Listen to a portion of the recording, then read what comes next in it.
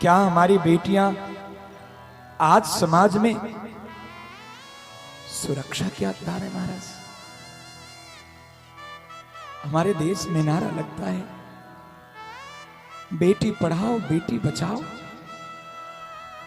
महाराज, बचाना क्यों है? क्या हम ऐसा समाज नहीं बना सकते जहां बेटी पढ़े भी और बढ़े भी? क्या हम ऐसा नारा नहीं दे सकते, बेटी पढ़ाओ बेटी बढ़ाओ? वैसे भी अब तो हमारे यहां अनुपात गड़बड़ हो गया महाराज। एक कन्या का महत्व है अपने जीवन में। सबको बहन चाहिए, सबको पत्नी चाहिए, मां चाहिए महाराज, लेकिन इस समाज में कोई भी बेटी नहीं चाहता। क्यों नहीं चाहता? क्योंकि उसके गुनाहगार हम सब स्वयं हैं। पहले तो हर मां बाप जब अपनी बेटी को स्कूल भेजते हैं, विद्यालय भेजते हैं, तो चिंतित रहते हैं, पता नहीं बेटी आज कितने देर बाद कैसे घर वापस आएगी। और कदाचित शिक्षा दीक्षा का कार्य पूर्ण हो जाता है तो सबसे बड़ी चिंता इस समाज में है तो ब्याह का है महाराज। आजकल बेटियों के विवाह नहीं होते, सौदेबाजी होती है महाराज। दहेज के लिए लोग क्या से क्या कर जाते हैं महाराज। कैसे कैसे लोग समाज में हैं जो एक पिता अपनी बेटी के रिश्ते को लेकर जाता है, अपने सामर्थ्य के अनुसार वो सब कुछ देना चाहता है, फिर भी उसी समाज का एक पिता जो कदाचित वो भी एक कन्या का पिता हो सकता है, उस सौदे को तोड़ देता है महाराज। और शाम को जब वो पिता वापस लौटता है और उसकी पत्नी पूछती है क्या हुआ, रिश्ता तय हुआ? वो पिता उदास होकर बोलता है नहीं नहीं, मेरी सामर्थ्य वहां तक पहुंचने की नहीं, आज मेरे पास उतना धन नहीं है, मैं दहेज नहीं दे सकता। क्या हम कन्या को इसलिए पैदा करते हैं महाराज?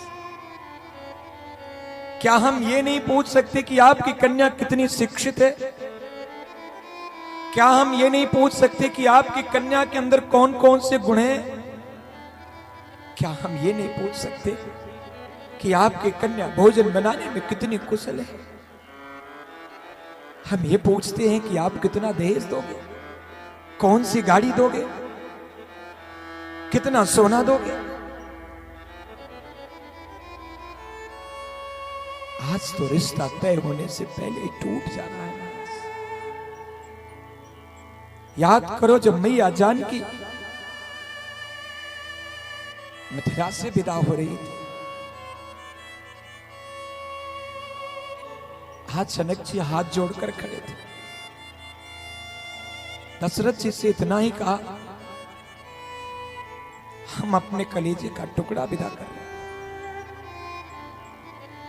मेरी पुत्री बहुत गुणवान है, गृह कार्य में पूर्ण दक्ष है, लेकिन फिर भी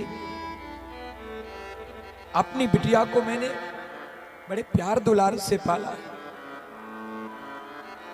हे दशरथ जी, अगर जाने अनजाने में अपराध हो जाए तो अपनी पुत्री समझकर क्षमा कर दे। दशरथ जी ने हाथ पकड़ लिया राजा जनक का और कहा, हे विदेह, आज मैं अपनी पुत्र वधू को नहीं लेकर जा रहा, क्योंकि मेरे घर आज एक बिटिया ही वधू प्रवेश करने जा रही है। आप ये मत सोचना कि एक बिटिया को विदा कर रहे हो तो एक वधू मेरे घर जा रही, मैं तो एक कन्या को ही अपने घर में प्रवेश कराने जा रहा। समाज में अगर हर पिता बहू में पुत्री का दर्शन करे, हर सास अपनी बहू में बेटी का दर्शन करे, तो आज भी गृहस्थी अयोध्या जैसी होगी। आज भी गृहस्थी में वो आनंद है प्यारे जिस घर में कोई क्लेश नहीं है, घर सदा सर्वदा के लिए आनंदमय है। इसलिए इतना निवेदन करते हुए आगे के प्रसंग में प्रवेश करूं कि कदाचित ये ध्यान रखना, अगर एक पुत्र के पिता हो और आपके दरवाजे पर कोई कन्या का पिता आता है तो उसे निराश मत होने देना, दोनों बांह फैलाकर थाम लेना, कहना आपकी एक रूपवती कन्या, एक गुणवती कन्या, एक कुशल गृहिणी कन्या अगर है तो ये आपकी बिटिया का पाणिग्रहण संस्कार करवाने के लिए तैयार है। जिस दिन समाज में ऐसी परिणति हो जाए, जिस दिन समाज में हर पिता बहू में पुत्री के गुण देखने लगे महाराज, तो हमारा समाज सुधर जाएगा और हमारी कन्याएं फिर दहेज के लोभ में जलाई और मारी नहीं जाएंगी। एक सभ्य समाज की स्थापना होगी।